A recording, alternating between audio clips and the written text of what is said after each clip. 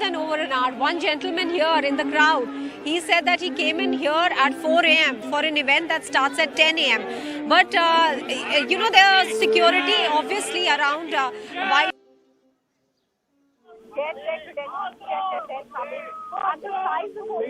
Credentials checked and then come in, and the size is also, the crowd is also quite sizable.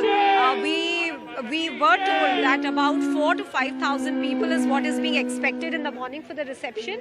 So you can see that these the crowds that have come have been split in the South Lawns in 4 patches. So one is 2 of them are on the either side of the riser that has been put up for the media, and then right across just next to the White House, I'd request my camera person to just pan and show it to you, Gargi.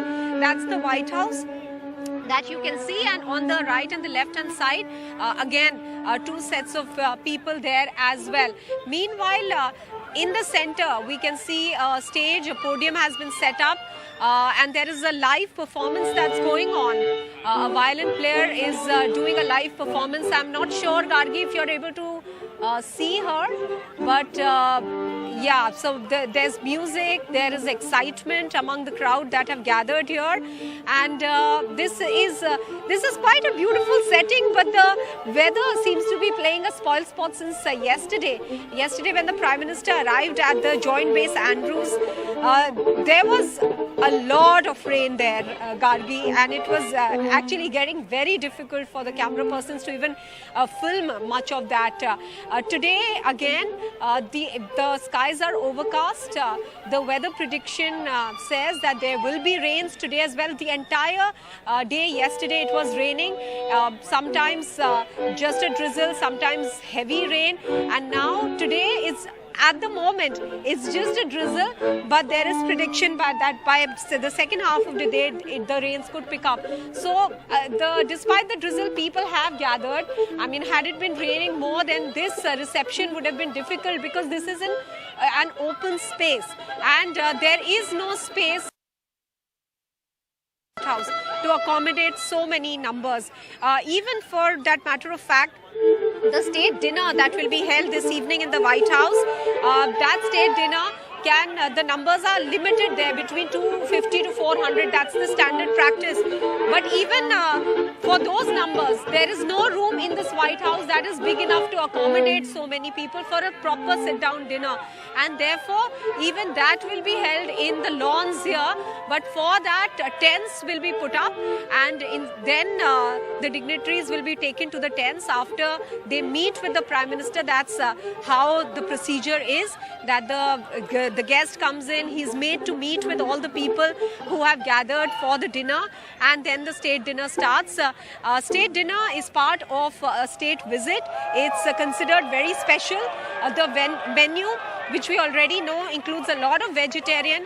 This is because of Prime Minister Modi's food choices. Also, when there is a guest, then the menu is made in such a way that there are cuisines from the country that the guest is coming from that are primarily included in the menu. So, of course, we'll be seeing that as well. Usually, there is a celebrity guest as well, a celebrity chef as well. So, all those are small little elements that are included that make the state dinner a little more interesting. They make it, apart from the formality of the talks that one will see in the morning, the state dinner is meant to give it a little more, a space for the leaders to be a little more comfortable and easy with each other. Even yesterday, there was a private dinner here in the White House itself. That private dinner had only 4 people, President Biden, his NSA Jake Sullivan, Prime Minister Modi, and India's NSA Ajit Doval. And Jill Biden, along with Joe Biden, welcomed the Prime Minister, after which the 4 went in for a dinner. Now, as far as today's engagements are concerned, he will again be meeting President Biden, and we are being told, Gargi, that even tomorrow in the morning, there could be an event where there will be a third meeting between Prime Minister Modi and President Biden. So a couple of sources that I was speaking to, they say that this shows the extent of bonhomie and warmth, because the Prime Minister is here in Washington DC for 3 days, and on all the 3 days the President is making sure that he engages with him, meets him. So yesterday for the private dinner, today there are 2 events. First the reception bilateral meeting, and then in the evening state dinner, and tomorrow again in the early hours there could be some engagement where both the dignitaries will come together. So Gargi, my camera person is panning, and you can just take a look at the number of people who gathered. As I said, 4 to 5,000 is the count that we were given of the number of people who are going to come here. People holding the Indian tricolor and the American flag in their hand, waving it. The stretch outside the White House, pretty much like what we see on the Kartavya Path in India when there is a guest visiting.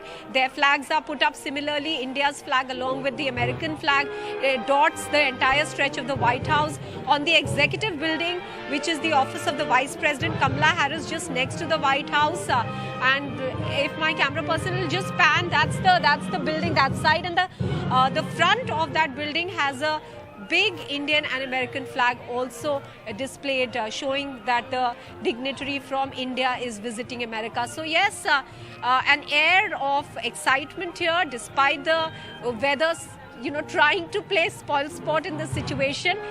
Most people braving out this slightly cold, wet weather, though Washington DC has been